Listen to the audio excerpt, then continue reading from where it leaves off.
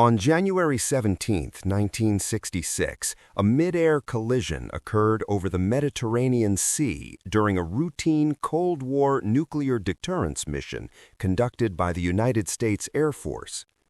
The incident involved a B-52G Stratofortress strategic bomber and a KC-135A Stratotanker aerial refueling aircraft.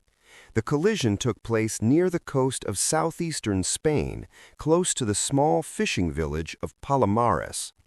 What followed became one of the most serious nuclear weapons accidents in U.S. military history and one of the most extensively documented Cold War aviation incidents. During the 1960s, the United States maintained a continuous airborne nuclear alert program known as Operation Chrome Dome. Under this strategy, nuclear-armed B-52 bombers flew predetermined routes around the perimeter of the Soviet Union, ensuring that a retaliatory strike capability would remain available even if U.S. bases were destroyed in a surprise attack. These missions required multiple in-flight refuelings, often conducted over international waters or Allied territory. The B-52G involved in the accident was assigned to a Chrome Dome mission carrying 4 B-28 thermonuclear bombs. Each weapon had a yield far greater than the atomic bombs used during World War II. The bomber departed Seymour Johnson Air Force Base in North Carolina and had already completed several refueling operations earlier in the mission. The KC-135A tanker supporting the mission was based at Morón Air Base in Spain. Its role was to refuel the bomber during its return leg to the United States. The rendezvous was scheduled to occur at approximately 31,000 feet over the Mediterranean Sea. As the two aircraft maneuvered into refueling position, something went wrong. According to the official investigation, the B-52 approached the tanker at a speed greater than prescribed and failed to stabilize at the correct refueling position. The closure rate between the two aircraft increased rapidly. The tanker crew attempted to disengage, but there was insufficient time. The B-52 struck the KC-135 from below, rupturing the tanker's fuel tanks. A massive fireball erupted almost instantly as thousands of gallons of jet fuel ignited. The KC-135 was destroyed in the explosion, killing all 4 crew members on board. The B-52 broke apart in mid-air.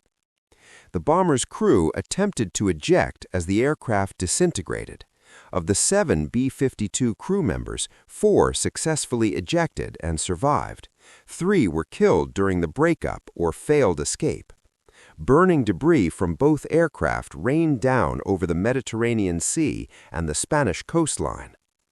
Most critically, the 4 thermonuclear bombs aboard the B-52 were released unintentionally during the breakup.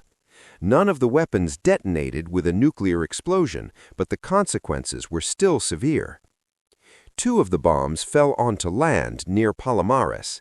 Their conventional high explosives detonated on impact, as designed in certain failure modes, dispersing plutonium across the surrounding area.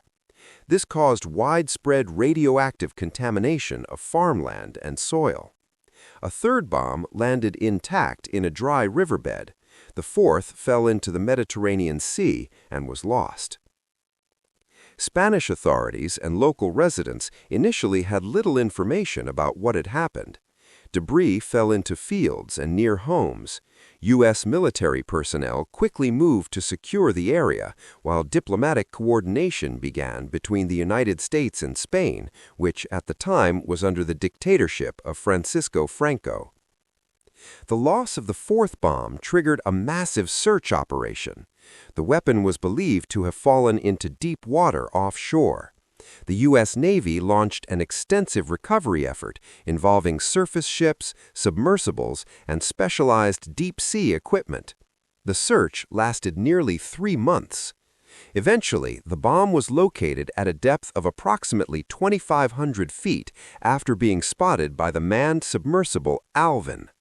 It was recovered on April 7, 1966, using a remotely operated vehicle. The recovery operation was one of the most complex deep-sea salvage missions attempted up to that point. On land, cleanup operations began almost immediately. Contaminated soil was removed from affected areas and transported to the United States for disposal at a nuclear waste facility.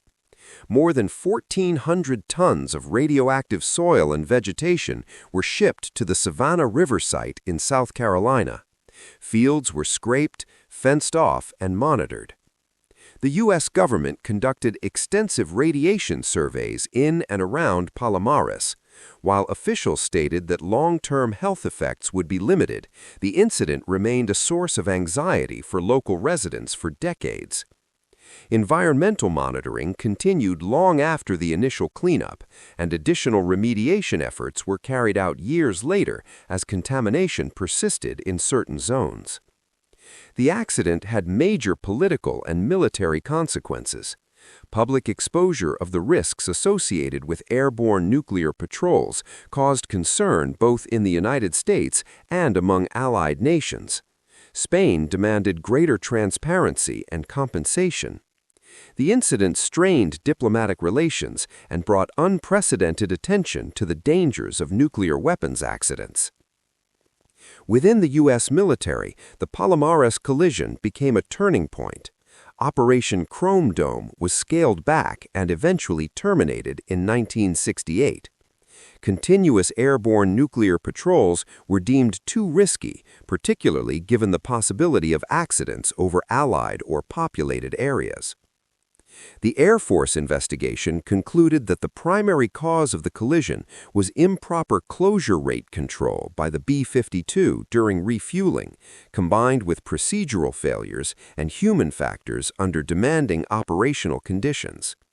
No evidence of mechanical failure was found that would have prevented avoidance of the collision. The Palomares incident was later classified as a broken arrow, the U.S. military term for an accident involving nuclear weapons that does not create the risk of nuclear war. It joined a list of other nuclear accidents that occurred during the Cold War, underscoring the dangers inherent in nuclear deterrence strategies.